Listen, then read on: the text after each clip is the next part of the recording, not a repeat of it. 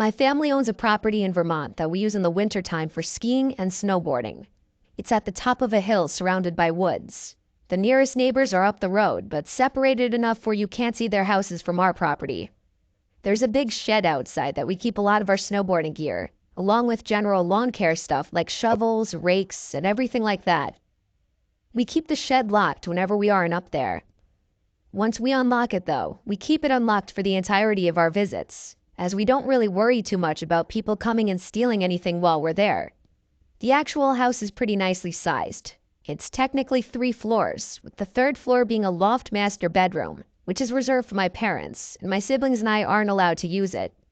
This one weekend, I was heading up there with this girl Melissa, who I was going to be teaching how to snowboard, as she'd never been before. We had a beginner board up there that she used, along with all the proper equipment. On our property, since it's on a steep hill, we actually made our own little custom slope that we'd sometimes snowboard or sled down for fun.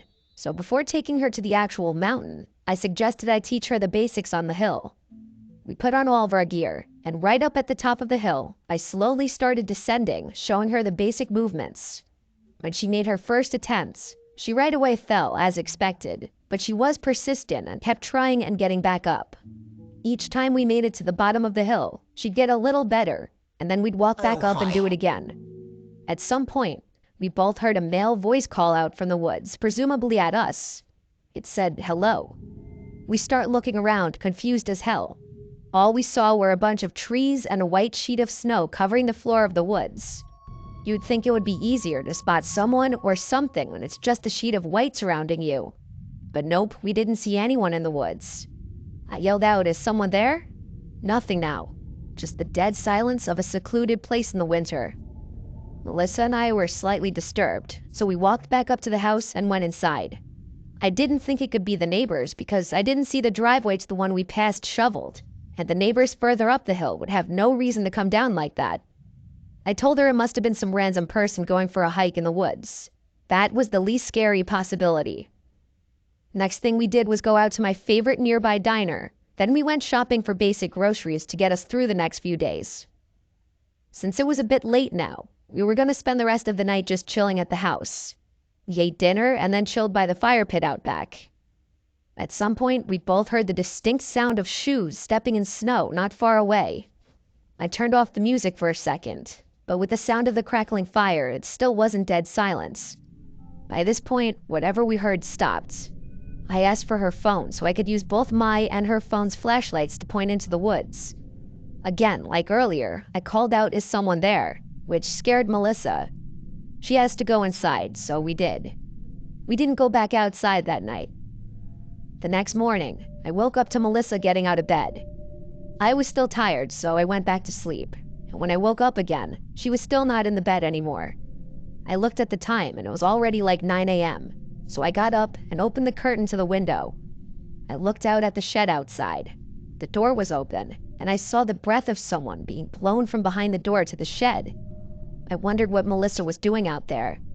I opened the window and yelled Melissa's name, but when she called back, her voice came from inside the house, right in the living room.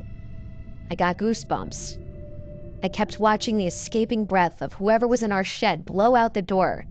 I yelled outside, "Yo, who's in my shed?" And a few seconds later, I shut the window and ran out to the living room to find Melissa watching TV. Or rather now, she was more so just standing in front of the couch, concerned. I looked out the back door and saw the back of somebody dressed in black running into the woods.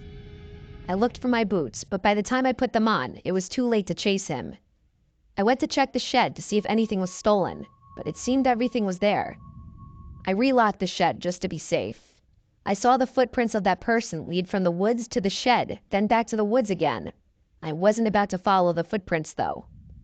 After nerves calmed a bit, we ate breakfast, then headed for the mountain, and we had a whole day of snowboarding. Melissa picked it up surprisingly well, and we plan to have one more day at it tomorrow. After we got back to the house, we cooked a steak dinner, then watched a movie. We didn't want to sit out in the dark again after last night and earlier that day. In the middle of that night, I woke up to Melissa shaking me. She explained why. Then she told me to listen. We sat in silence for about 30 seconds before we heard, "Help me," in a very long, drawn-out voice from outside. Melissa was in hysterics. Then we heard the voice again. I went over to the window, and she begged me not to open the curtain. I said I was just going to take a peek. I gently lifted one corner of the curtain to peek outside. I don't know what I was expecting to see, except for total blackness. I cracked the window open, and a gust of cold air hit me in the face. I listened, intending on getting a better idea of where this voice was coming from, and then I suddenly heard footsteps in the snow, getting much louder very quickly. They were coming toward the window. I quickly pulled it down and relocked it. Whoever it was already saw me, though. The knock on the window confirmed it. I looked over at Melissa, who was hiding under the blanket, making faint crying noises. I told her to just stay quiet. Our best response was to not respond or acknowledge them. There was never another tap at the window, nor were there any more calls from outside. It was a long couple hours after that of not sleeping. Eventually, though, we got so tired that we did end up just falling asleep. The next morning, I checked around the house, and there were footprints literally surrounding the house. Someone or multiple people had been circling the house, apparently going from window to window. We decided we'd leave early, because clearly someone was stalking us from the moment we got there. I locked everything back away in the shed. Then we packed the car, and back to Rhode Island we went. For those curious, nothing was broken into or stolen the next time any of us went back up there. So truthfully, I don't even really have a guess as to what that person out there wanted. But it was most definitely the same person stalking the house from the moment we got there. It might have been multiple people. And when you're up in an isolated place like that, realizing you're not alone is the scariest thing imaginable.